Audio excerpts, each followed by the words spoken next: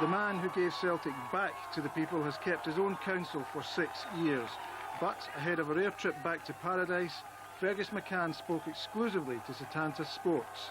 Now living in Boston, the little man who played such a big part in Celtic survival took a walk down memory lane, opening his door to reveal for the first time the story behind his Celtic revolution. Where were you when you first thought that here's a club, your own club, because you were a supporter, and maybe it needs help, maybe I can do something for it? Well, it actually started even before that. I was my first contact with the club directly as a club was back in 1972, when I was keen to try and I put on a closed-circuit broadcast, actually a cable, using a satellite for the first time. It was actually the first colour broadcast of a football game across the Atlantic by satellite, and rented Maple Leaf Stadium, Maple Leaf Gardens in Toronto, at great expense, and I sort of stuck my neck out and tried to make this thing work. It was Celtic against Inter Milan in Glasgow in March of '72, and as you may look it up, you'll see it was a goalless draw in both games, and even after extra time.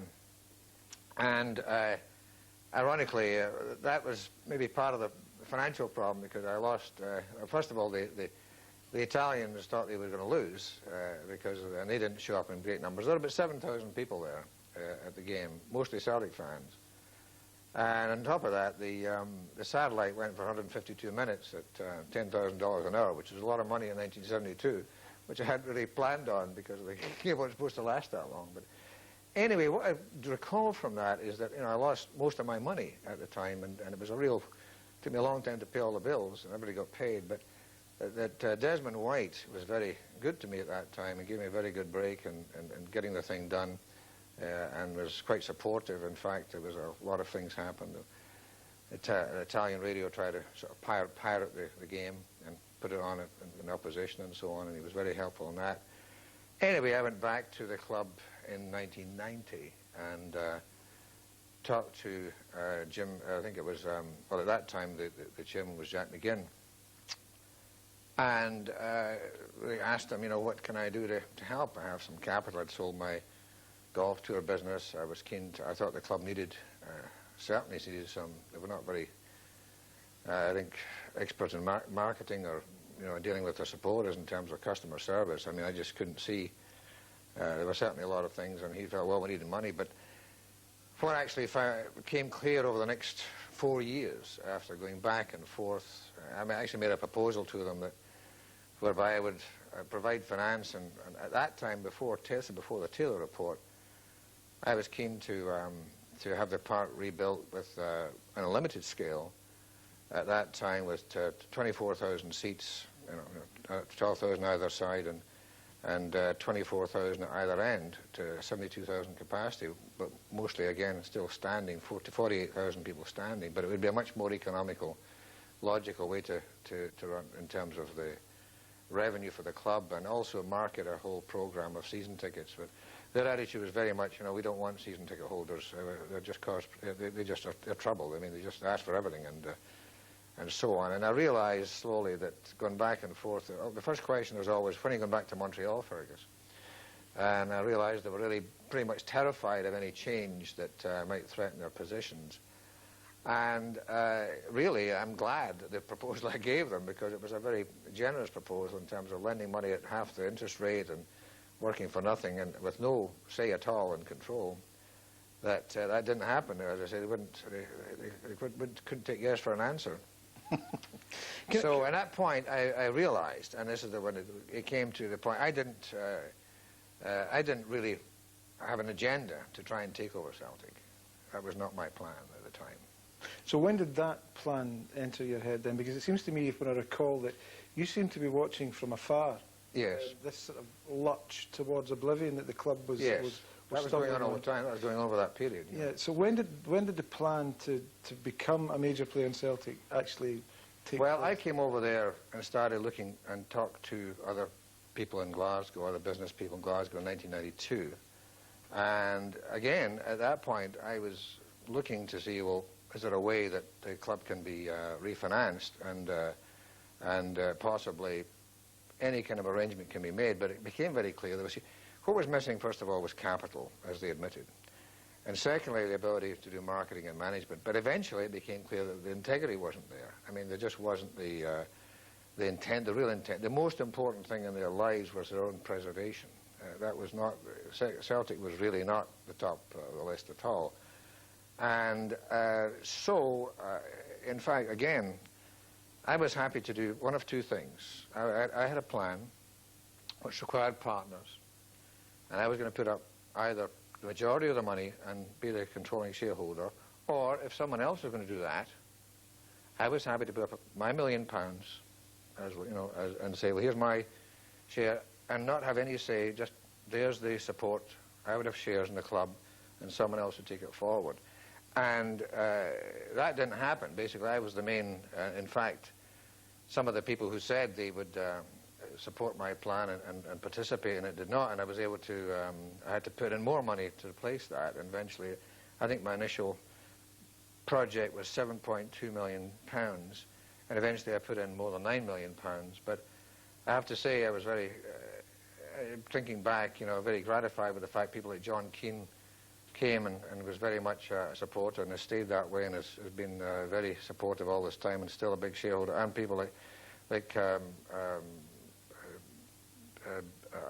Albert Friedberg in Toronto, was not a particularly Celtic fan, but saw it was a logical thing to do, and he put his £1 million in, and he made money, and I'm glad to see that he did. So would it have been then, Fergus, was this purely a business decision from you? Because it doesn't sound that way, or was it a mixture of... It never started. It did not start as a business decision, but when you're putting in my case, 2/3 of your money, it has to be a business-like proposition. And I don't apologize for the fact that I wanted to try and work to do it on a viable... This is not a donation, this was an investment. And I felt it was worth investing, and I felt that the fans would hopefully come in as part of it, because that was part of the plan, to take the club public and have supporters, shareholders as well. And I felt that could work. Yeah, obviously there's a lot of risk involved, but nevertheless it was meant to be a rational thing, because I felt that Celtic was a good investment, but also very much under, shall we say, not well enough managed, in a sense, to make it a viable proposition, because it was, as you know, a bankruptcy, actually a negative situation. We would have been actually better off with a bankruptcy, because we wouldn't have to pay all the bills, but we had to pay all the bills even though there was no money there. I remember also that there were many times when you were trying to gain some sort of control or foothold in the club where you would say, you would break camp and say, that's it, I'm going back, and that's it, finished, but then you would come back again. Was that part of a strategy, or... Well, we were banging our head against the wall for a while, trying to get the club to agree to proposals that made total sense, and we're just getting constant. And of course, you had a block of shareholders very much defending against that, and so it eventually came to the point where, it became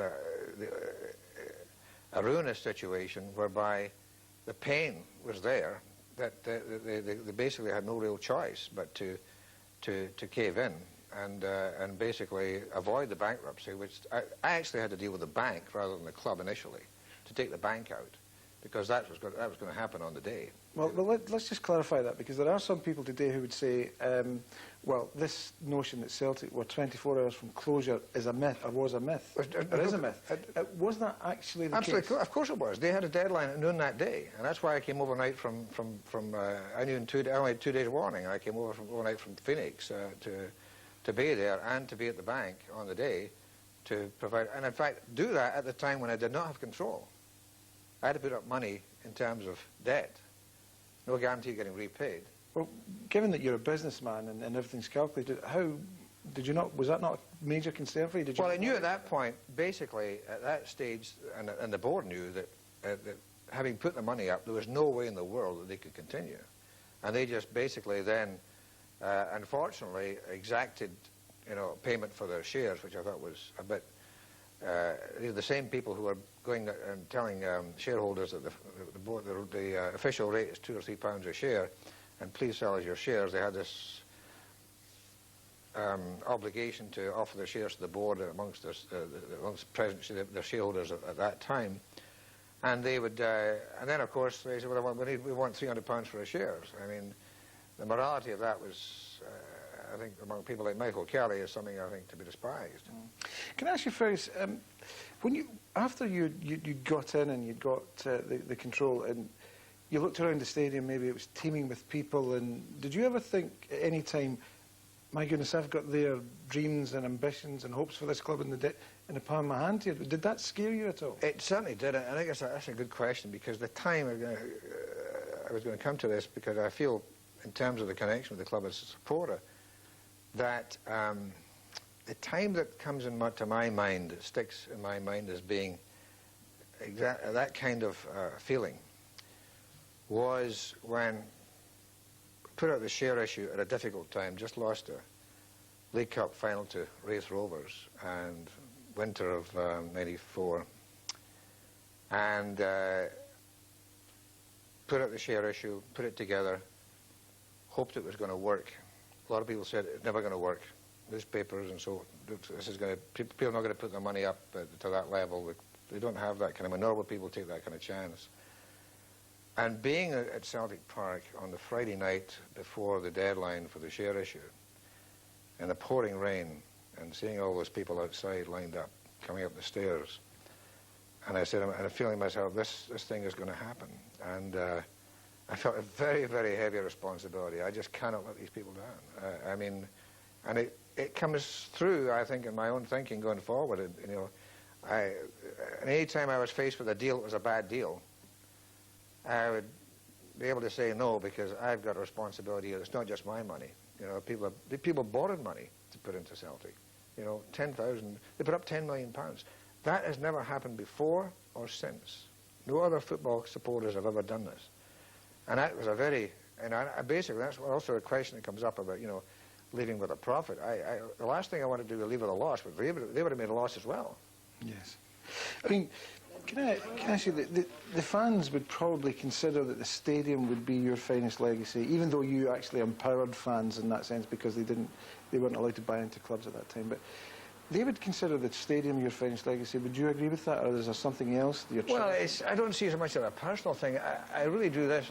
I know that at the time the question comes up, you know, at the time it did come up, got to get the team right, got to get the team right, got to fix the team, stadium doesn't matter, we'll stand in the mud. You know, that is the emotional reaction. But the practical answer was you had to have a new Celtic Park, because A, it was threatened it was going to be closed, and B, you really have to have a modern stadium to produce the revenue to make a club viable. It's one of the most important things you've got to have. You can't live on the hope of a television contract and play in a stadium with nobody there. So it had to be done. And the plan we put together was, it was an ambitious plan, 60,000 seats, but I felt that it could be done, and it could be, you know, we could provide the season, we'd have the market in terms of season tickets to be able to fill it. But yes, in terms of a stadium, it was actually more important than I thought it was. It was important from a business standpoint, from the club's necessity, but it was also important, I think, and it is important now, as a symbol. It stands, you know, and dominates the skyline of the East End of Glasgow, and it's a symbol of where Celtic have come to, you know, and I think it's, I think that people can be proud of, and I think they like the stadium. The great thing is the stadium turned out so well, and the sightlines are great, and it's a great arena, and it contributes a great deal to the atmosphere of the games, and it's basically a wonder for many visiting clubs come there to see. This is what this is no backstreet operation. This is a major place. Yes, and I think, I mean, over the years since the ground was rebuilt, there's been numerous clubs have come and supporters and said, what a fabulous place. Now, and there is no finer stadium in our country anyway, on a European night in particular, because there's a special atmosphere there, and the general shape of that stadium lends itself to that. Is that by accident, or was that design? Not at all. I think we had to get, I mean, one of the design issues, I have to come in, some of the people that helped with that, and people like Charles Martin, who was the project manager there. This was a very tough deal. A lot of tough things had to happen in a very short time there, as you know. And we got this built. We had to spend a fortune pouring cement into the 150 feet down to fill in all the mine workings underneath because they didn't know what was there. And we got some support from the city of Glasgow. They were kind enough to sell the air above the cemetery to the club. That was their contribution, was to sell the air. I thought that was quite ironic compared to what you see in this country. But anyway, I think the design came out very well because we are able, in that stadium, the worst seat, or let's say the last seat behind the goal, is 50 metres from the goal line. And in the case of what it was before, that person standing there was 100 yards from the goal line. So the views of the game, people have a much better view, sometimes better than the referee, which you probably noticed. In terms of the opinions of the fans, they have a better view of what went on. So that's a great thing. By the time you left then, it's been about 6 years now, and yet you've got this fabulous stadium, and Celtic have this fabulous stadium, but you don't often get back. Why is that? Well, it's just that I'm here. I think personally, I don't want to be seen as being, appearing there and sort of making. And as I say, I've stayed away. I've not done any interview with the media at all in that period. I've gone back once when my mother died. I took her back for burial in Scotland. I went to a game then, but my children were pretty small, and we tend to, take trips to suit them. And in fact, most likely we'll eventually get to Scotland on a holiday and spend some time there. Most of all my immediate relatives are no longer in Scotland and in Canada.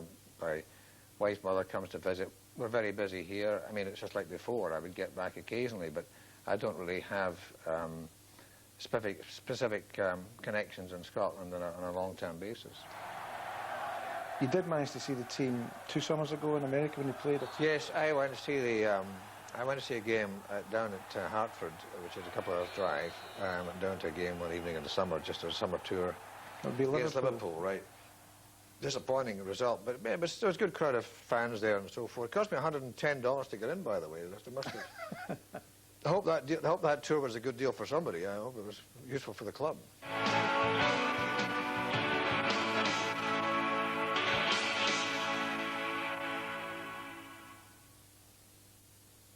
One of your last acts was to sort of forge the contract which kept Henrik Larsson at the club.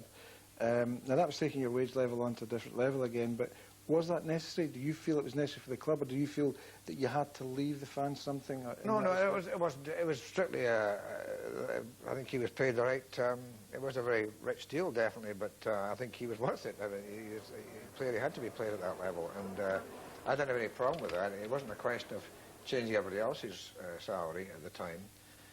Of course, footballs being what they are, every good footballer thinks he's a great footballer and expects to be paid accordingly. And but nevertheless, I have no problem doing that. I think it was the right thing to do because he's a player of the quality that just really deserved it, and certainly I think he delivered good value.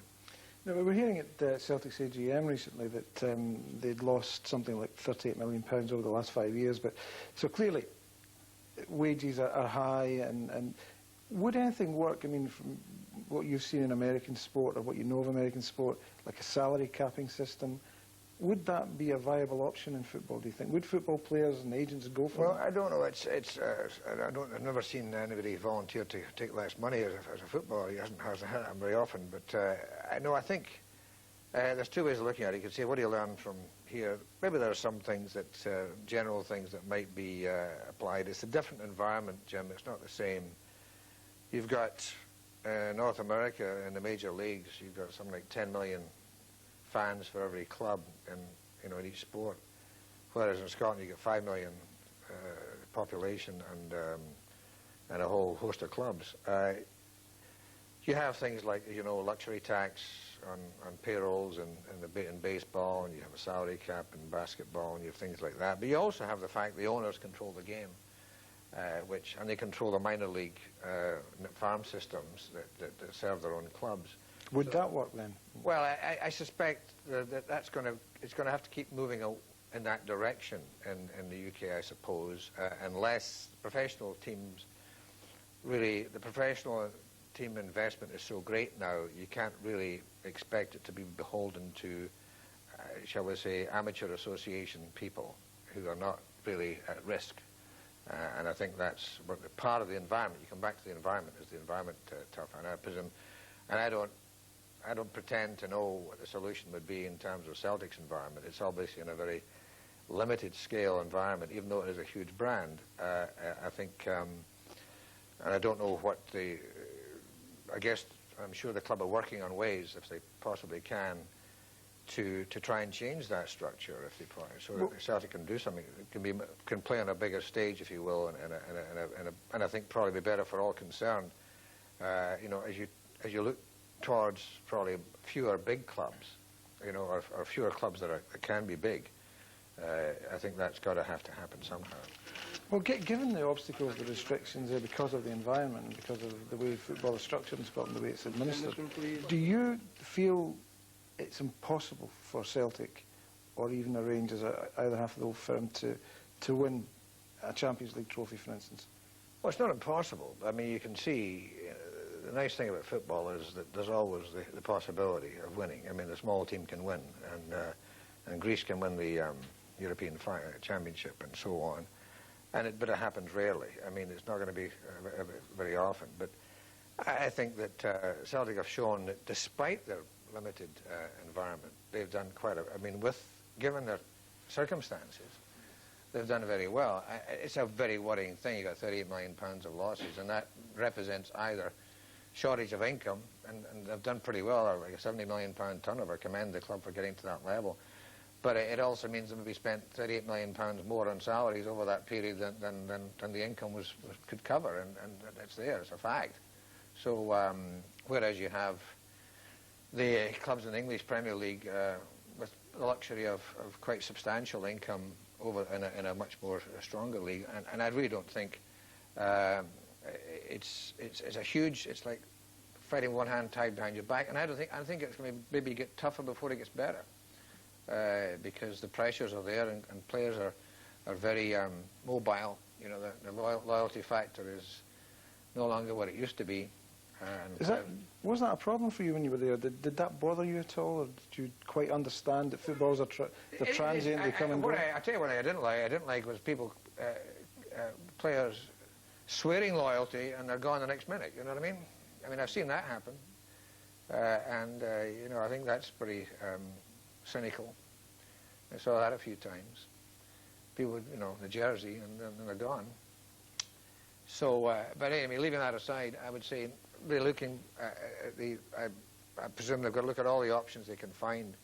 With European integration, you know, it's legally less defensible to restrict leagues to national boundaries, or even in the case of boundaries within the UK, as you have in Scotland, England, and so on. So it's the possibilities are there to do things properly.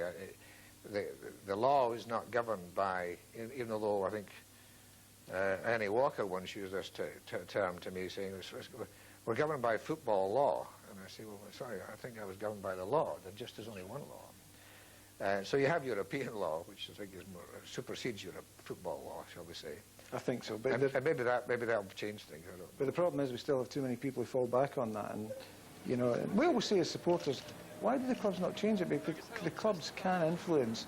In fact, it's the club representatives who make up the bulk of the SFA, the Scottish League. Yeah, but the same thing in UEFA and so forth. But don't forget, it's a bit like the UN, I suppose. You've got the structure is such that very largely the tail can often wag the dog, and you have Western Samoa has a vote with FIFA, you know, and so on, and Monaco has a vote at the United Nations, and you know, so that kind of setup is difficult for the, shall we say, the market to prevail, and basically people to get what they want to pay for and receive it. So there is a tension, and I think, but eventually I'm sure the logic is going to prevail, and I think television will have a big say in that, and I think eventually, and maybe there'll have to be some pain before clubs want to give up, let's say, their little particular network. You've talked about how difficult it is for a club like Celtic, with Celtic's ambitions, to break free of those restraints and do something in the Champions League, for instance. But how difficult, thinking back or looking back, was it for you to deal with that that thinking, the way the game was run, when you were trying to do what you wanted to do to drive Celtic forward? Well, I experienced that in different, I guess, as you say, maybe in just the same way or in different ways to that. I mean, and this is one of the things that maybe I'm criticised for, being maybe in a hurry or being giving people short shrift or getting into some conflicts. Unfortunately, you know, in 1994, there wasn't much time. Time was very much against us. I mean, we had to rent Hampden Park for very difficult circumstances. Not a friendly environment by any means. What do you mean by that? During a game, or do you mean... I'm talking renting for a whole year. We had to rent Hampden Park. Yes, I know, but when you say not a friendly environment... I'm just having just that arrangement, basically. Yes, to right. work with the people there was very difficult, and so on. So there were some conflicts, and of course some of the habits and so forth, and people with entrenched positions were difficult to deal with when you're trying to get some things done. And my objective, I was trying to do things on behalf of the club, and we were not surrounded by friends, to be honest. I mean, a lot of people with different agendas here, in football and outside football. So maybe I get, shall we say, criticised for getting into some battles with a few people, but I think they were necessary. Maybe my style, I don't know, but I feel that I had to fight the club's corner, and sometimes that was public. Did you feel then at some times, in some occasions, that it was a club almost alone standing against Well, that sometimes authority? you feel that, I suppose, on a couple of occasions, which I won't go into, but on the other hand, you think that logic and right will prevail, and I think in the end you have to just keep your eye on the ball. And don't forget, I didn't go to Scotland as a politician. I didn't go there to become popular and get voted into, be elected next year. I came there with a project which I wanted to achieve, and it was not an easy one. I'm delighted to say that I got the support that I did from the fans. I got support from other key people, and I think they made progress in that time. So I don't have too many regrets looking back. I probably have a few, I suppose. One of my regrets, obviously, I've said it often enough, is that we should never have rebuilt Hampden. I mean, were you, or were there many people in football at the time you were there who felt the same, or were you a voice alone in that as well? People would say the same, but not do anything about it. That was the trouble. I mean, that particular situation was, in my opinion, just a no-brainer, if you call it an American expression. I mean, £64 million went into Glasgow's number 3 stadium. Yes. Of public money, which could, you know, think of what that could have done for Scottish football. I mean, could you have had, I mean, who knows what the possibilities could have been. Maybe I wasn't proactive enough, I don't know. Maybe it was already on a course that you couldn't do much about. But, and by the way, you know, 2/3 of Hampden is not exactly a great stadium for the people with the seats in the terracing. Frankly, I feel it's a shame that money could, think of all the training grounds you could have had in Scotland instead. And you could have played, for all the games that Scotland play, or finals and so forth, I mean, who knows, maybe if I'd been more proactive, maybe David Murray would have been saying something like, look, we'll give Celtic Park and Ibrox no charge as long as that money goes to help the game as a whole, rather than a stadium that's going to really be sitting there empty all year. What's your relationship like with the supporters now? I mean, obviously you don't go to Celtic Park much because you live in Boston, clearly, but even when you see supporters here or come across them in America, how are you greeted? I tend to get recognised a bit here, you know, and sometimes people, and I find them they're very welcoming and very positive and very friendly, and they want to shake hands and they want to sign this and that, and I'm happy to do it, and I'm very happy that I think supporters realise that I wanted, whether they may want to be a critic, and that, you know, supporters have always got the right to criticise. Okay, Fergus McCann and then Tom Boyd. Thank you very much. It's a great pleasure. The unveiling of the championship in 98-99 season, Yeah. You were booed when you unfurled But it. they're So still how did- supporters. That doesn't Yes. that doesn't mean to Did say you that- understand that reaction at that time? You have to accept it. It's a fact. You know, people. I mean, people are entitled to that. They're supporters, but the point is, that maybe eventually they'll accept the fact that, you know, they'll figure it out and say, well, 1998, wait a minute, we won the league, or we just built the stadium, we just made a profit for the first time. I mean, you know, fine, Ben Jansen is gone, but the club's better for it. So that wasn't a regret then? Was it a regret at the time? Because you wouldn't know if the club... You know, you certainly don't enjoy it, you know, just put it that way, but you have to just move on. No, I'm talking about when the manager left. I mean, was that a regret of yours at the time, or did you... Because you wouldn't have known at that point that things would get better. Well, I would say that in the case of Wim Jansen, they ought to get better. And in the case, I mean, we won the league with him there, but I imagine that we'd certainly do better without him. And that became true. Can I ask you just on a chairman's role now? I mean, you are a former chairman, you're a former club owner. Should club owners have the right to perhaps demand more from the managers when the manager wants a particular player? In that, should there be a more scientific approach to it rather than just the manager coming and saying, I'm the manager, this player is a good player, you don't need to know why, just buy him? Well, I suppose, I think that's fair. I think you'd expect the manager to justify and have done his homework and to show he's done his homework because you're spending a lot of money on his behalf. And I think the other way, it shouldn't go the other way. It shouldn't be the chairman or the non-football person trying to tell the manager, I don't suppose either, because the manager is being paid a salary, a lot of money, to find the right players and to field the right players, to motivate the right players and so forth. So, but nevertheless, you're right. I think it should be more, it probably is, and I think it's getting more scientific, that assessments of players, you now get more statistical information, much more research. But I mean, managers have got to go and see players. A big part of their job has got to be having their finger in the scouting operation constantly, and they should be responding to that rather than listening to phone calls from agents all the time. Yeah. Fergus, just can I ask you, how would you like to be remembered, if at all? I mean, everybody likes to be remembered by somebody, but how would you like to be remembered by Celtic supporters or Celtic, that club? Well, to be honest, I'm more interested in how Celtic does, to be honest. I'm quite happy to be anonymous and have nothing personal and not talk to you again about this and carry on in my life, you know, and that's fine. And things move on, and I think I did my thing for a while, and I hope it made a contribution, and that's it's looked upon that way. And I think I did. People to think I had Celtic's interest as my first choice, as my first interest, and I was there for a good reason. And I think no, I'm quite happy. People just take its course, and hopefully, you know, I think the people who matter. The people who matter in football are the players. Well, would it embarrass you? I mean, the players are what people come to see. They don't come to see. I find it. I mean, people find it amazing here. There's so much profile attached now to people in my position, whereas in fact, much less so here. I mean, you don't. The players are the ones that you want to connect with, basically. I mean, there just isn't the same sort of criticism level of owners here. Is that a good thing, Fergus? Well, I don't know. As long as it's not for newspapers, not for television. Maybe not. I don't know, but newspapers seem to get enough to write about the players. I mean, as far as I know.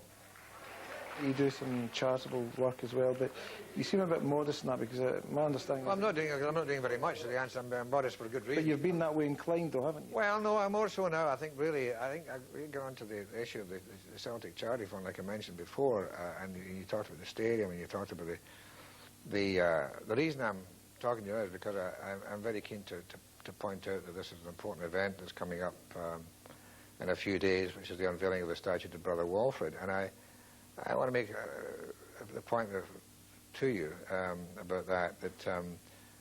First of all, I'm glad about the charitable program is continuing at the club.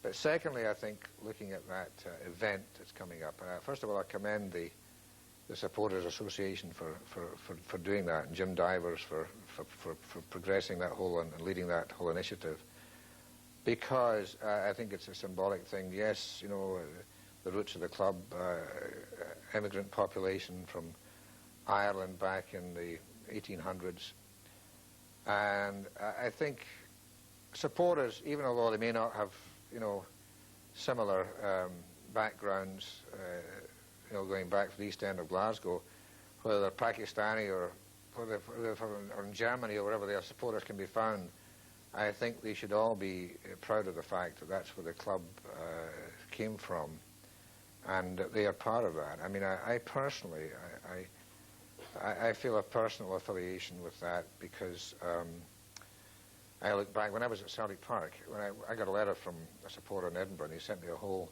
chart of my family tree. Family tree going back, yes, to show, and I hadn't seen that going back to 150 years or so, and showing that my great-great-grandfather, Tom McCann, came from Ireland to Scotland, was a stocking maker in Glasgow, and I know that I think it was my great-grandmother, one of my relatives around that time died in a poorhouse. And you think, you know, and it's the same way that even though, who knows how many of those supporters today who are sitting and expend, you know, hundreds of pounds for season tickets, that their ancestors were not sitting at one of those dinner tables in 1888 with, you know, having to be fed. And I think, and you've got to look beyond that and say, well, we have a responsibility to charities, but also the fact we're part of a club that goes back to that origin. And so I think looking at the, and you look here, and we have this modern stadium, and this is where I put the two things together in a sense and say, well, here is Brother Walfrid's memorial to where the camp came from. This is where we've come from. And here is this great Celtic Park, and this is where we are today. Now, by the time you left, Fergus, did you feel you'd achieved what you set out to achieve, both on and off the pitch? Well, I suppose my objective really were three things. I wanted to refinance the club, put it on a footing where it was stable and it was not threatened with and long term, if possible. Provide the capital, and secondly, the structure in terms of people running it. And one thing I feel good about is the fact I was able to get a very good management group together. So, you know, there's a lot of people working there. There's about 450 employees, but some of the senior people I think I brought in were very good. It was a very good team, not just the football side, the business side, and the publishing and all the other activities. And I got that, I think, in place. And I think one thing I felt I was reasonably good at was hiring people who are smarter than me into jobs that could do better than I am, and that goes for both football and non-football. And thirdly, obviously we had to get the infrastructure of the stadium right. And results on the field, I mean, you could say, well, you know, it's not. Maybe you didn't accomplish enough in those 5 years, you know, like league championship and so on. I felt we made progress. I think the club, when I left, was in better shape. I like to think it was in better shape than when I got there, for sure. And I think it was on a path to get better. And I think the question for me right now is, how's the club been doing? And the answer is, I think the club has done very well since I left. And I mean, it was a great, for me as a supporter, I'm speaking to you only as a supporter here. It was so, I'm really sorry that I didn't get to go to Seville. I mean, that was a real disappointment, and that was such a great thing. And it's the kind of thing that, you know, only happens once maybe in a generation if you're fortunate. It was just a terrific event, a milestone. So the club, I think, has progressed from there. The main thing is the curve is in the right direction. You know, Jim, I think I'll make a point to you about what is the level of success that people are expecting. What are they entitled to, or what? I mean, if I talk to you as a supporter, and I'm sure this is shared by many supporters, what a supporter wants is to be proud of the club. He doesn't expect the club to win every game or to win every championship every year and so forth. But in the case of the Celtic supporter, there's a lot of pride attached to not just the history, but also its present stature to him and to the community. To a lot of people, they identify with the club. And in terms of what is expected, I would put it this way, I would like to think or want, the objective is that when any team comes to Celtic Park, they know they're in a game. You know, Celtic are able to compete at the level with anybody. And I think that's what people aspire to. They don't expect to constantly beat Barcelona, but they want to be there. I mean, to me, just as important, almost maybe not as important as Seville, but you think about that game with Bayern Munich, who came and got a goalless draw, and the players are celebrating because they came to Celtic Park and they got a draw. To me, that's a big deal. I think that shows what the level that the club wants to be and wants to aspire to. And it's not an easy thing by any means, and I commend the people in charge for working so hard to try and make it happen. Any regrets? I mean, when you think back in your work at Celtic Park in Scottish football, is there a major regret? Anything that bothers you to this day? No, really, I suppose you could say there's always ways you could second guess, and you could have done something better, you could have done something earlier, or do something that you didn't do and change it. I suppose I think we're fortunate to meet Dr. Joseph Venglos. I wish I'd met him much earlier. I have a great regard for him. Would love to have seen him earlier in the club, a few years earlier, and maybe also with the general manager. I think that structure would have worked better for us. And I think that would have been a good idea. It was a good idea at the time, and I think it's the way that perhaps maybe the football eventually might go. Just finally, Fergus, you've been out for a long time now, about 6 years. Do you ever miss the chase? Miss being there? Not really. I think I've done my thing, and I'm quite happy to, move on from there and feel that I've made. If I hadn't, I tell you what, if I hadn't gone, I would have very much regretted it. Right. Would you ever go back into the game with Celtic or any other club? No, I don't think so. Never? I would. Celtic is the only club I'd be interested in, and in any case, I've done my thing, and it's up to other people to do better, and I'm sure they will. Fergus, thank you very much. It's a pleasure.